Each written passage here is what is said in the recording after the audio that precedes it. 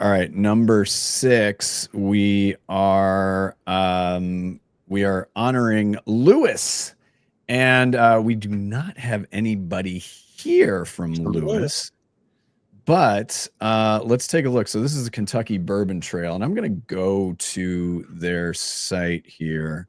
I'm going to share that because I think that gives it a little bit of additional context as well. So this thing has won a lot of stuff, deservedly. So this has been remarkable, and it's wildly competitive. In Kentucky, the bourbon market is incredibly competitive, but they did such a nice job with this, and the design is very, very clean, but it also has, you can see that it does have that gradient, and it has a little, it's up market. It is definitely up market. And then, we get a chance to see Lewis as well, but yeah, this is how it showed up in the world. Daniel, your thoughts on this? Yeah, again, I think this is earlier I was talking about how sometimes there were some entries that were really blending just thoughtful design and craft with really nice art direction, and to me this is one of those examples of a submission that is it's design and art direction coming together, and I think what's interesting that this is a tricky category. Just generally bourbon whiskey. On the one hand, you have a lot of heritage cues, legacy cues that these brands typically and rightfully want to lean into because heritage is valuable. It's something. It's a currency essentially. Yep. But what I really like with this is while it has that nods to heritage and to craft, which you would expect, it actually feels pretty modern at the same time. Like good point. Like these ones, they're not. They don't just feel like from a bygone era, but they haven't swung. The pendulum hasn't swung too far to try and be overly modern either. So I just think that it's a kind of a tricky one to balance when you're taking something that is a little bit more legacy and heritage driven, but you're trying to give it a shot in the arm and you're trying to make it relevant today. And I just think this team has really struck a nice balance between those things. So. Yeah, and Kyle, you covered Maker's Mark, so I mean, obviously this strikes a chord with you. Plus, being a little bit of a bourbon enthusiast. Yes, I got to meet these people down in Orlando at the A&A last year, and Orlando. Anyway, what it is, you really have to stand out in the hard liquor market, and whiskey is such a touchy one, and you said there's a lot of heritage that needs to be there. And I think that comes across in the logo. I think, that kind of, it looks like a sheen on a barrel. And that's kind of what it brought out to me. And, having been through this region and seen the beauty of it and the heritage of it, I think it really captures the modern sense of, hey, we want to bring these people in and show this heritage, but we also want to say that, we're up to date. We're not, these hillbillies with a still anymore. This is a high-end product that you need to sip and really kind of take in here to know it. And I think they did a really good job of making people want to go there without giving up too much. Yeah, totally. They're saying they're in the studio. Oh, we got to find them. Hold on.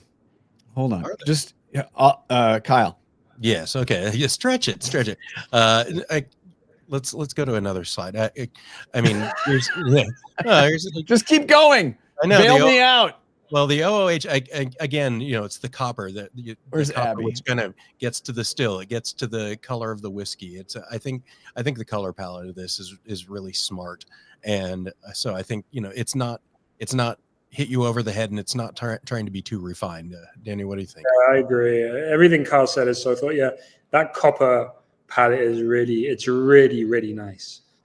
Like really nice. Like I'm looking at it, and it's sort of, I kind of never really seen it before, and I don't know. It's often hard to just really get to a color like that and nail it.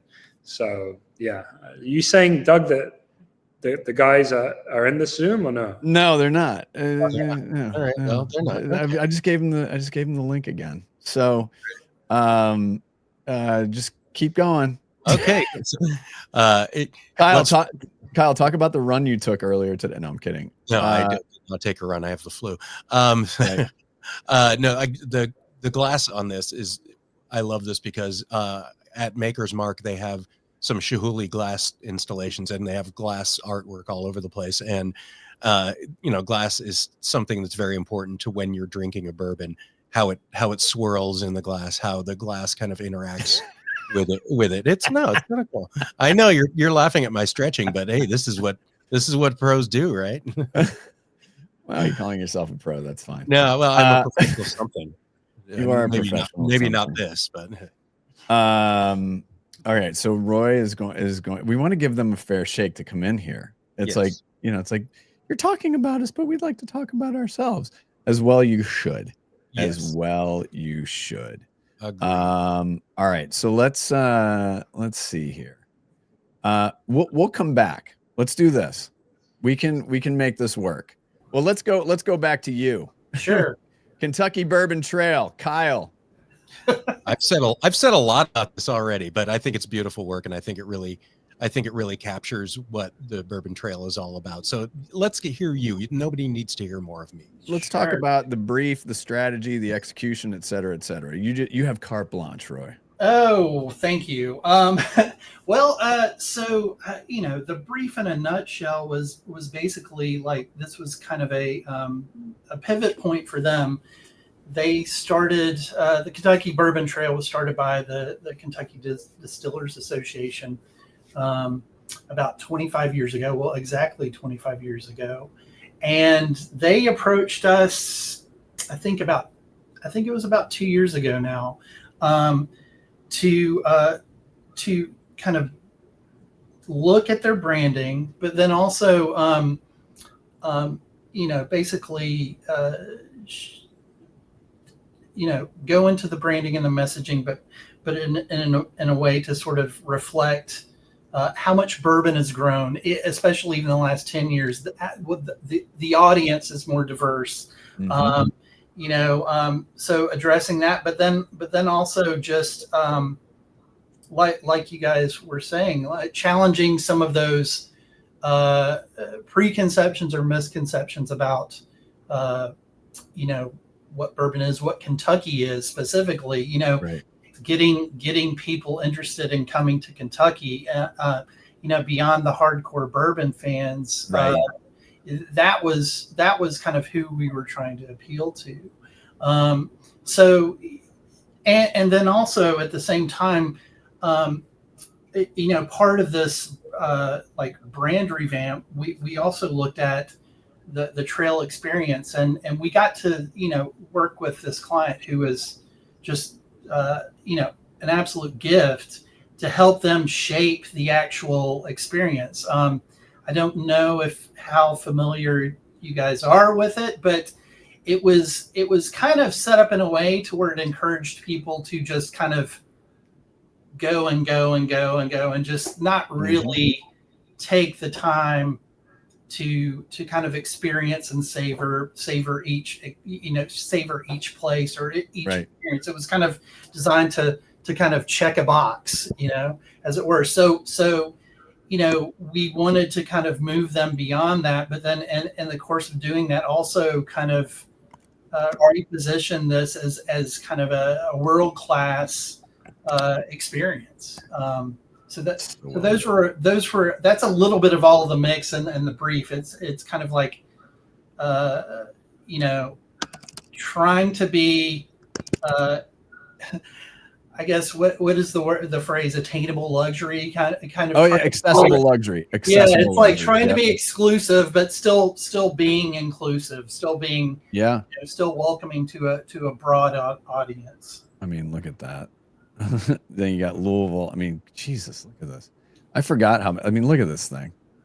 There's a lot. That's amazing.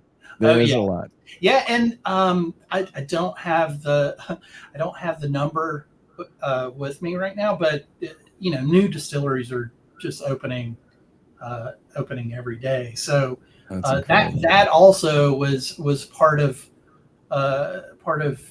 what we had to look at in terms of like coming up with things that would be amenable to that, amenable to just the massive growth they've experienced over the last 10 years. So yeah. No, that's really, really cool. Daniel, you stretched the last time we were talking. Anything else to add? No, I think I said everything that. Yeah. It's great. And I was half paying attention.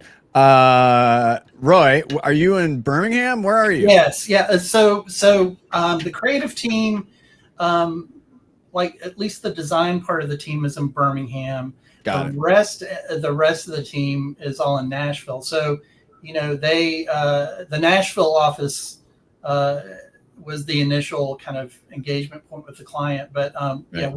we worked on this pretty constantly across both offices, and it's something that we have 3 offices, and prior to COVID, it was very rare for us to kind of work with each other as frequently as we do now. So this Right. was one of the first big projects that allowed us to kind of really pool our efforts and again, like this client, I can't say enough good things about this client. They were just enthusiastic and just really got what we were trying to do. So That helps, Daniel. Yeah. Right? Yeah. absolutely. Yeah. Yeah, I mean, going into this, like we knew this is just a it's a fun project, and in many ways it's a dream project.